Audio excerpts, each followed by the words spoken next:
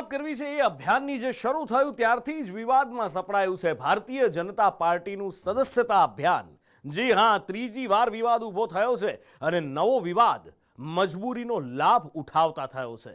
મહેસાણામાં દર્દીને સારવાર આપવી હોય તો ભાજપના સભ્ય બનવું પડે, આ સવાલ ઉઠ્યો છે। પણ આખરે કેમ આવું? અને એ તો ઠીક છે, કોંગ્રેસના નેતાઓ પણ ભાજપના સભ્ય બની ગયા, કેવી રીતે એ જુઓ। ફરી વિવાદમાં ભાજપનું સદસ્યતા અભિયાન, સારવાર પહેલા દર્દીને સભ્ય બનાવવાનો પ્રયાસ। મહેસાણા વિસનગરના સિવિલ હોસ્પિટલમાં બનેલી એક ઘટનાએ ફરી ભાજપના સદસ્યતા અભિયાન પર સવાલોનો મારો ચલાવ્યો છે।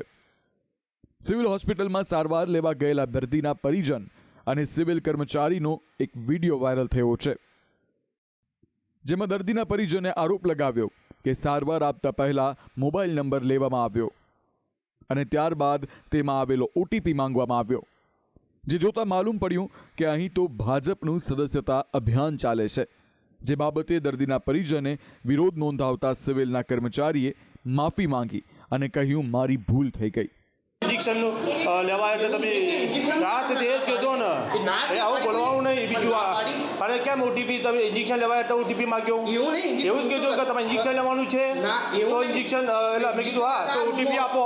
ઇન્જેક્શન હોય તો આ રૂમમાં 4 નંબરમાં આ એ રૂમમાં જ હતો, તમે દરવાજામાં જ મળ્યા બરોબર? નથી તમારે ઇન્જેક્શન લેવા અરે પૂછ્યો એટલે કે ઇન્જેક્શન લેવાય, મેં કીધું હા, એટલે તમે કીધું મને ઓટીપી આપો બરોબર।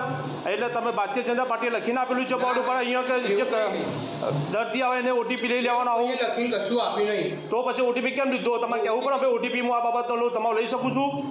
પણ અમને ખબર જ નથી। જો ખબર નથી તો કઈ રીતે લીધો ઓટીપી? ભૂલથી લેવાય। હા, કઈ રીતે ભૂલથી? પણ આના ચાલ મેમ્બરશીપ તમે આ ધંધા ચાલ્યા છે, આ ગોળો ધંધાઓ ચાલ્યા છે આવા સિવિલમાં દર્દીઓ સાથે। વિસનગરના સિવિલના આરએમઓએ આ ઘટના પર પહેલા તો કીધું કે મને જાણ નથી, જે બાદ તેમણે પણ કર્મચારીને ઠપકો આપ્યો। સાહેબ બોલો, તમારે શું કહેવું છે? બરોબર, આ તો કાલે બીજું થઈ જાવ સિવિલની અંદર તો કોણ જવાબદાર? તમે આરએમઓ છો, કાલે બનાવ બીજો બનશે તો કોણ જવાબદાર છે સિવિલની અંદર? ભૂલ થઈ એમ ના ચાલે ને। તમે ઓટીપી કઈ રીતે માગી શકો છો કોઈની જોડે? અને સિવિલમાં દર્દી આવે તો ઘટાઈને આપી જ દે કે ભાઈ ઓટીપી આપવો પડશે ઇન્જેક્શન લેવા આવ્યું છે તો તમે માગેલો ઓટીપી કે ભાઈ ઇન્જેક્શન લેવા ઓટીપી આપો મને, તમે એમ જ કીધું એટલે અમારે તો ઓટીપી આપવો જ પડે સાહેબ, તમે જવાબ આપો બરાબર કે આપણે મારી જોડે રજૂઆત કરી બરોબર હોસ્પિટલમાં પ્રવૃત્તિ ના જોઈએ, દર્દી આપણે બધા માટે સરખાઈ। દર્દીના પરિજને કહ્યું કે સરકારી હોસ્પિટલમાં કેવી રીતે કોઈ પાર્ટીનું સદસ્યતા અભિયાન ચાલી શકે? શું લોકો અહીં મજબૂરીમાં આવ્યા હોય તેનો ફાયદો ઉઠાવવાનો? ઇન્જેક્શન લેવાના રૂમ આગળ એક ભાઈ ઉભો હતો, એને કીધું રજીસ્ટર કરાવ્યું તમે? મેં કીધું હા, તો તમારે ઓટીપી આપવો પડશે, ઓટીપી આપ્યા પછી તમને ઇન્જેક્શન મળશે। એટલે મેં કીધું કંઈ વાંધો નહીં, ઓટીપી પછી સિવિલના નિયમો છે એટલે સિવિલના નિયમ અનુસાર આપણે એને મોબાઈલ નંબર આપ્યો, મોબાઈલની અંદર જેવો મેસેજ પડ્યો ભારતીય જનતા પાર્ટી મેમ્બરશીપનો પડ્યો મારી અંદર, એટલે મેં કીધું આ ભારતીય જનતા પાર્ટીનો સિવિલ છે કે પછી સંસ્થા છે ગવર્મેન્ટની? એટલે ભાઈએ તરત જ ત્યાંથી ભાગી ગયો। પછી મેં ત્યાં આરએમઓ રૂમ નંબર 16માં જઈને મળ્યો, એટલે ત્યાં સાહેબ કે મને કોઈ ખ્યાલ નથી, સ્ટાફને પૂછ્યું કે અમને કોઈ ખ્યાલ નથી। જ્યારે ઓટીપી લેવા હતા ત્યારે સ્ટાફ મારી જોડે ઊભો હતો, હા માફી મારી જોડે માગી એમને કે અમારી ભૂલ થઈ જાય, અમે આવું નહીં કરીએ। પણ ઘણા બધા દર્દીઓ આવ્યા તેમની જોડે ઓટીપી લેવાતા હતા હું ગયો ત્યારે, હા આરએમઓ પણ હું જાણ કરી સાહેબને, મેં કીધું સાહેબ આ શું છે? આ વિવાદથી ભાજપનું સદસ્યતા અભિયાન ત્રીજી વાર વિવાદમાં સપડાયું છે।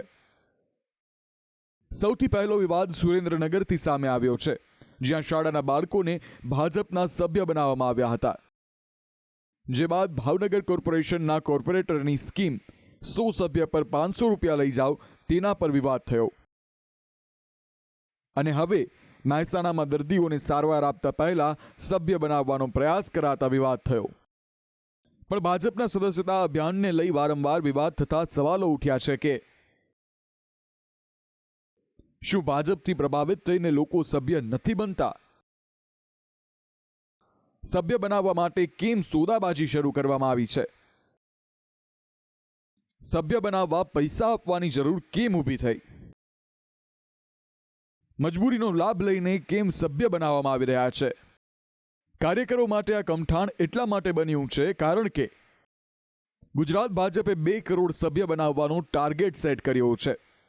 જેના માટે નેતાઓ અને કાર્યકરો ઈડી ચોટીનું જોર લગાવી રહ્યા છે, જેમાં વિવાદ સર્જાઈ રહ્યો છે.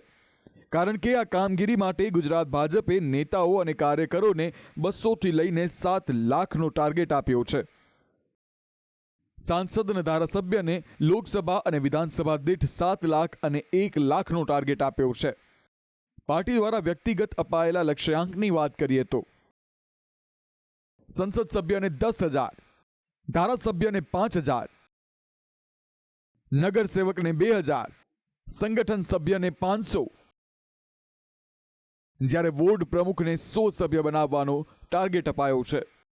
હાલ આ કમઠાણથી ભાજપના જ કાર્યકરોમાં નારાજગી પણ ફેલાઈ છે. અનેક પ્રાથમિક સમસ્યાઓથી નગરજનો ત્રાહિમામ પોકારી ગયા છે.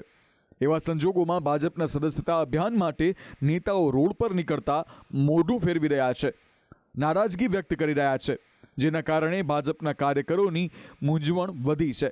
જે કામ સ્વૈચ્છિક કરવામાં આવતું હતું તેમાં ટાર્ગેટ આપવામાં આવતા ઘણા કાર્યકરો પણ નિષ્ક્રિય થઈ ગયા છે. તેવામાં આવા વિવાદથી મુશ્કેલી હજી પણ વધી રહી છે. બ્યુરો રિપોર્ટ, સંદેશ ન્યૂઝ.